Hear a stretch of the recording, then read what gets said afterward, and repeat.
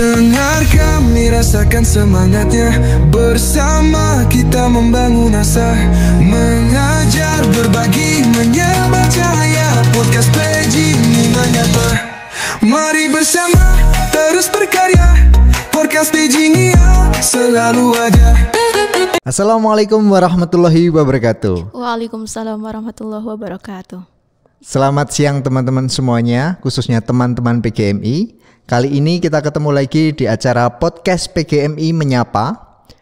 Hari ini saya bersama Mbak Hani, salah satu mahasiswa angkatan 2024 dari Pulau Riau. Nah, seperti apa perjalanannya sampai dia bisa menempuh pendidikan di PGMI UIN Sunan Kalijaga?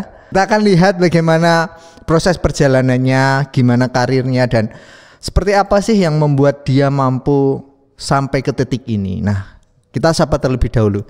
Assalamualaikum Mbak Ani. Waalaikumsalam Pak. Bagaimana kabarnya? Alhamdulillah baik. Oke, ini pertama kali podcast atau sebelumnya sudah pernah podcast? Ini mungkin pertama kalinya Pak. Iya, kalau di PGMI UIN Sunan Kalijaga sepertinya ini pertama kali, karena tidak ada yang menginisiasi pelaksananya ya komunikasi digital. Tapi no problem, tidak masalah. Mungkin ini awal dan eranya Mbak Hani dikenal oleh teman-teman untuk berani speak up seperti yang lain. Oke. Ya, Mbak Hani, bisa perkenalkan dirimu? Halo teman-teman semuanya, aku Hanifatul Munawaroh yang berasal dari Riau.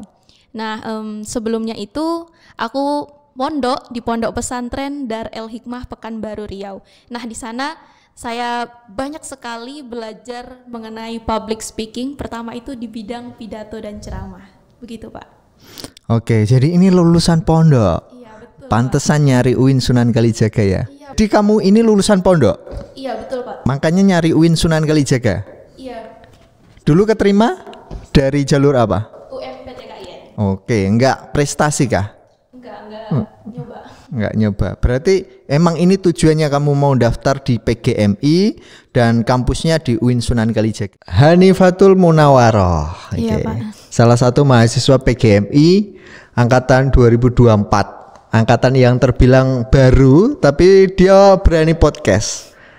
Apa sih yang membuat kamu berani daftar di podcastnya PGMI Menyapa ini? Karena ingin menyapa teman-teman PGMI semuanya. Karena kan banyak yang belum kenal nih Pak, kita sesama teman-teman, apalagi sama kakak tingkat.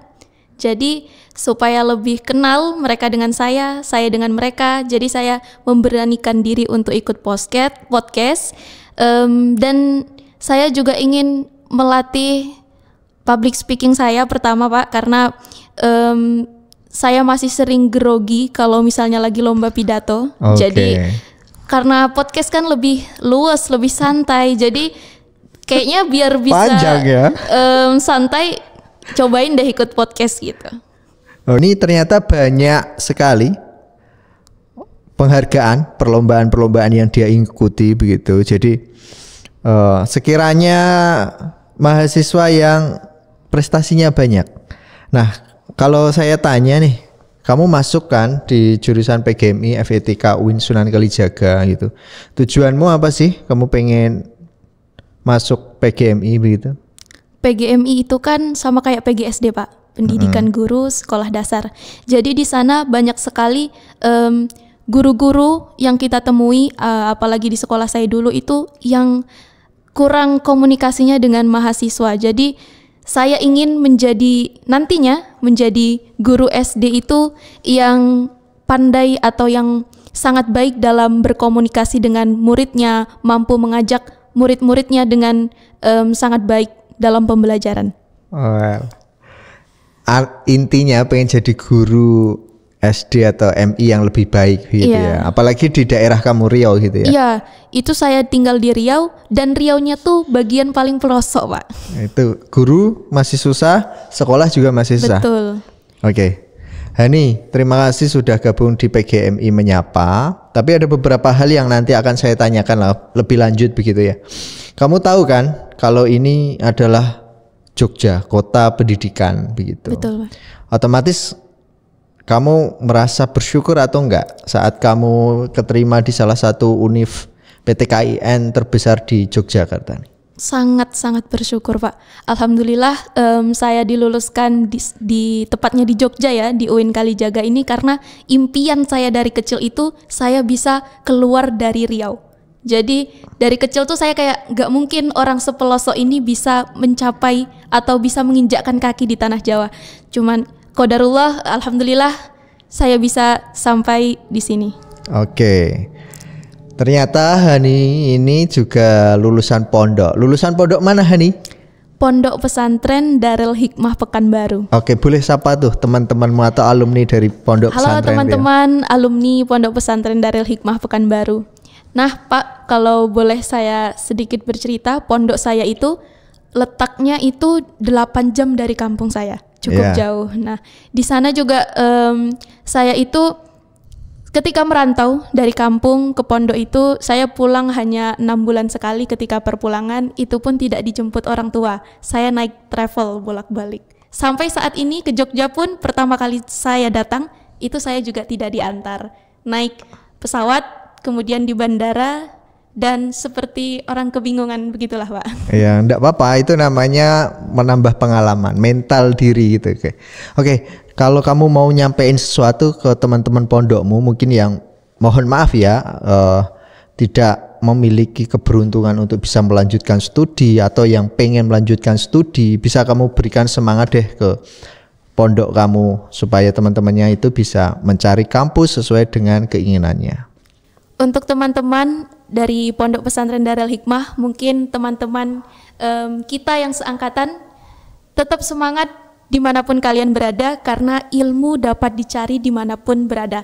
Tidak hanya di bangku perkuliahan, namun di bangku manapun kalian bisa terus mencari ilmu, dan dari siapapun, bukan hanya dari dosen. Oke, ya semoga teman-teman yang satu pondok pesantren melihat Mbak Hani ini salah satu teman yang memang bisa menjadi penyemangat begitu. Nah, Hani sendiri ini anak keberapa nih, dari berapa saudara? Anak pertama dari 2 bersaudara. Oke, anak pertama dan pergi jauh dari Riau ke Jogja dibiarin sendirian ya. Otomatis orang tua udah percaya. Orang tua masih semua? Alhamdulillah masih. Oke, guru atau pekerjaan lain? Petani. Petani Pak. Keduanya petani? Bapak saja. Oh bapak. Walaupun anak petani, tapi petaninya nggak main-main. Petani sawit, ya, ya tetap punya mimpi begitu, walaupun memang fasilitas yang diberikan orang tua mungkin bisa mencukupi. Nah untuk teman-teman yang di rumah juga bisa belajar dengan Mbak Hani, walaupun kalian punya fasilitas yang banyak, tetap nggak usah ngandelin fasilitas orang tua sepenuhnya. Tetap semuanya diukur dari kapasitas diri sendiri. Berani enggaknya untuk survive di kota orang lain, berani enggaknya untuk belajar di kota lain begitu. Tetap kita sama-sama terus belajar. Nah, Mbak Hani sendiri, saya pengen tanya nih, kebanyakan anak kuliah itu bukan istilahnya hanya makan, tidur, kuliah ya.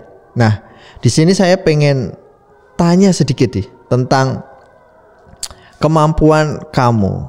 Ya, ini sama dengan beberapa teman-teman yang saya temui bahwa mereka bisa sukses karena punya keahlian. Begitu, nggak mungkin orang tidak mempunyai keahlian begitu ya. Nah, kalau ngomong-ngomong Mbak Hani sendiri nih, punya keterampilan apa, keahlian apa? Nah, kebetulan saya memiliki hobi dari kecil itu menggambar Pak. Kemudian saya masuk pesantren, itu menggambar mata pelajarannya nggak ada ya Pak, tapi ada yang namanya kaligrafi Pak. Jadi kaligrafi itu menulis Arab, dan tak hanya menulis Arab tapi sekaligus hiasannya. Jadi di sana dari hobi saya menggambar, saya berpindah ke kaligrafi dengan lukisan-lukisan kaligrafi tadi. Jadi dari situ saya sering ikut lomba, dan alhamdulillah sampai sekarang saya juga masih sering ikut lomba kaligrafi namanya. Hani, nah kamu udah berapa tahun tinggal di Jogja? Baru 6 bulan dong Pak, 1 semester. Baru 1 semester. Ini ngekos atau di pondok? Ngekos Pak. Ngekos. Iya. Karena banyakan tuh anak UIN kan yang di masjid, ada juga yang mondok lagi begitu. Iya. Kenapa kamu mutusin untuk ke kos gitu? Awalnya saya juga mondok Pak di Wahid Hasyim, tapi selama 3 minggu aja. Kenapa? Karena dengan alat lukis dan kaligrafi saya yang begitu banyak, gak memungkinkan tinggal di asrama. Karena kan satu kamar ada 3 orang, Pak. Dan kamarnya lumayan sempit. Jadi untuk latihan melukis pun kurang leluasa gitu, Pak. Jadi memutuskan untuk ngekos. Oke. Nah, kalau kamu bersama angkatanmu ini di tahun 2024 ini kan, jadi mahasiswa ya kan, ada kesulitan nggak selama kamu berada di UIN atau di Prodi PGMI FITK ini? Kalau kurang lebih 1 semester ini yang sudah terlewati itu belum ada sih, Pak, tentang kesulitan atau bagaimana, karena teman-teman banyak membantu sekali dalam pembelajaran, kerja kelompok, ataupun tugas mandiri yang kurang paham itu kita bisa kerjain sama-sama. Oke, ini agak sedikit melebar ya kan? Ya. Kamu ini kan calon pendidik. Iya, ya, Pak. kamu tahu sendiri ya, tak kasih gambaran bahwa pendidikan di Indonesia saat ini masih dipandang sebelah mata. Apalagi lulusan memang sekolah dasar atau memang kita lihat banyak guru-guru yang mengabdi untuk mendapatkan mungkin besaran gaji yang layak begitu. Iya, Nah, Pak. untuk kedepannya kamu tetap pengen menjadi seorang pendidik atau mengembangkan passion yang lain begitu? Kalau dengan cita-cita saya dari kecil, saya tetap ingin jadi guru, Pak. Namun, kita tidak bisa dimungkiri, kalau kita ingin kaya, itu jangan jadi guru. Pesan dari ustadz saya. Gimana tuh? Bisa dijelasin ke teman-teman juga itu? Nah iya, ketika saya pernah ditanya oleh guru saya, apa cita-cita kamu? Itu saya menjawab ingin jadi guru. Terus ustadz saya itu bilang, "Nak, kalau kamu ingin jadi orang kaya, jangan jadi guru." Kenapa demikian? Karena seorang guru yang mengabdi itu, jika kita bandingkan dengan seorang pengusaha, dengan influencer lainnya, itu akan jauh jika kita mengharapkan gaji ketika menjadi seorang guru. Nah, kamu tahu statementmu seperti ini bisa banyak penilaian dari sudut pandang yang pro dan kontraknya loh nanti loh ya kan. Tapi ya nggak apa-apa, semua orang berhak bersuara ya kan. Tapi kalau dibandingkan dengan pekerjaan yang lain, memang benar. Guru adalah panggilan jiwa, bukan pekerjaan ataupun istilahnya ingin mencari popularitas kekayaan. Tapi kita tahu bahwa sekarang banyak guru juga yang banting setir menambah pekerjaan jadi influencer dan lain-lain. Nah, tetapi yang saya inginkan, kalau toh kamu menjadi seorang pendidik yang bagaimana? Saya ingin menjadi seorang pendidik yang memiliki karakter tersendiri. Jadi ketika saya nantinya mengajar, menjadi guru, itu saya harus memiliki ciri khas guru tersendiri. Misalnya dengan soft skill yang saya miliki. Seperti menggambar mungkin. Banyak orang-orang yang bisa menggambar mungkin, namun tidak spesifik banget gitu, Pak. Jadi saya ingin menerapkan nantinya jika saya menjadi guru itu akan memiliki ciri khas tersendiri tersebut. Oke, benar juga sih apa yang kamu bilang bahwa kalau kita mau menekuni sesuatu itu ya kita harus punya skill yang lain untuk mendukung. Betul, Pak. Kalau kamu menjadi guru harus punya keunikan guru yang seperti apa ya. Yang istilahnya bisa dikenal orang lain, bisa ditandai oleh murid-muridmu gitu. Bu Hani itu spesifikasinya apa sih, bidangnya apa gitu. Tapi selama kamu menjadi mahasiswa di pendidikan guru madrasah ibtidaiyah begitu, mata pelajaran apa yang kamu sukai? Saya di semester 1 paling suka dengan psikologi dan bimbingan, Pak. Oke. Kan ada tuh sebagian yang mata pelajarannya tentang keagamaan begitu. Iya, Pak, betul. Nah, kira-kira mata pelajaran keagamaan apa yang bisa kamu sebutkan yang ya istilahnya kamu sukailah gitu? Saya cukup menarik dengan ulumul hadis. Bukannya di pondok juga sudah ada? Namun nggak seluas yang di kuliah. Kalau di pondok itu, di pondok kami hanya fokus, Pak.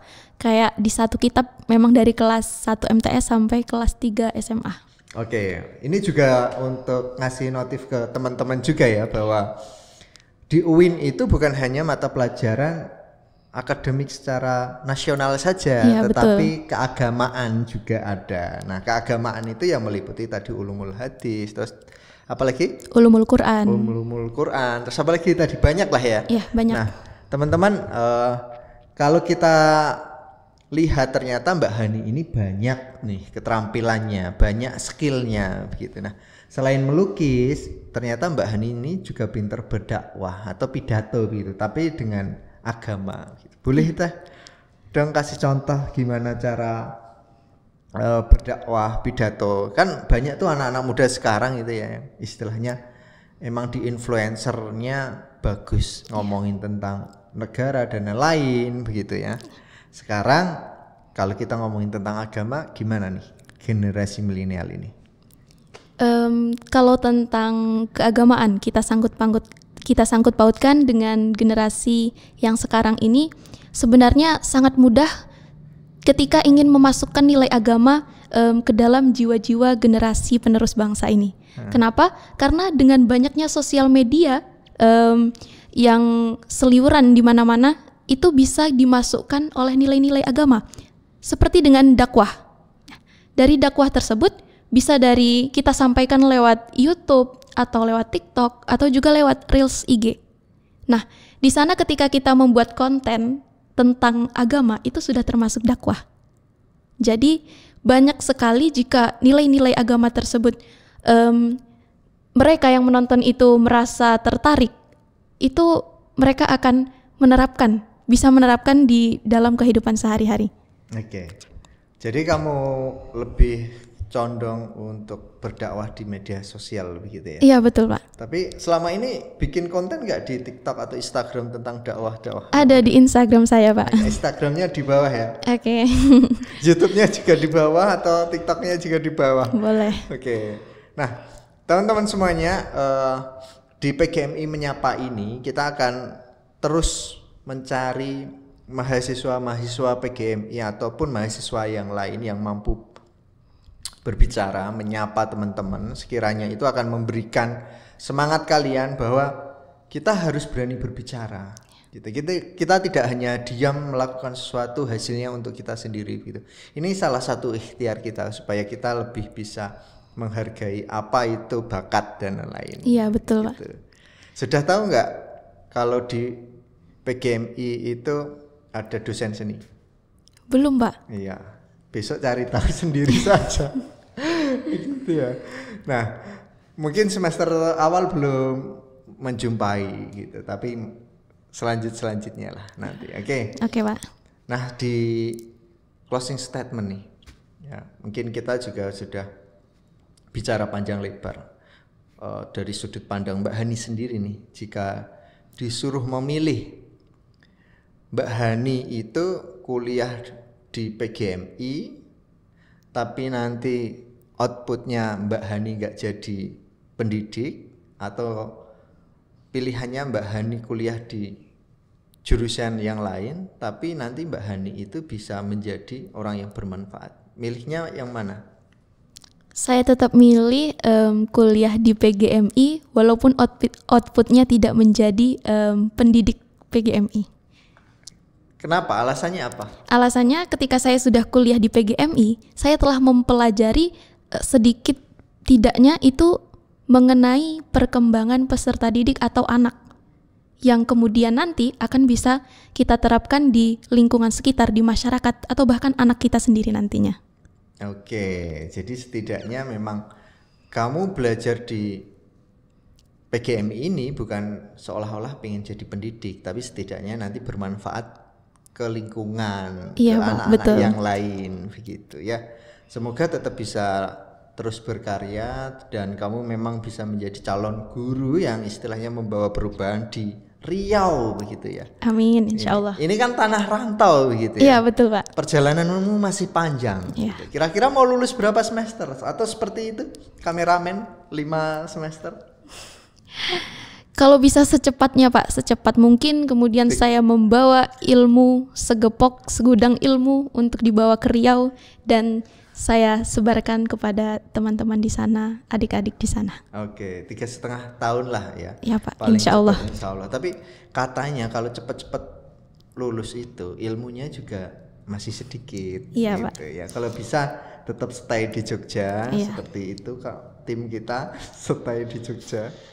Terus kalau bisa ya S2 gitu. Iya Pak, insya Allah. Supaya memang bukan hanya menjadi guru, kalau bisa ya menjadi dosen begitu. Nah, pesan-pesan dong buat teman-teman PGMI angkatanmu seperti apa?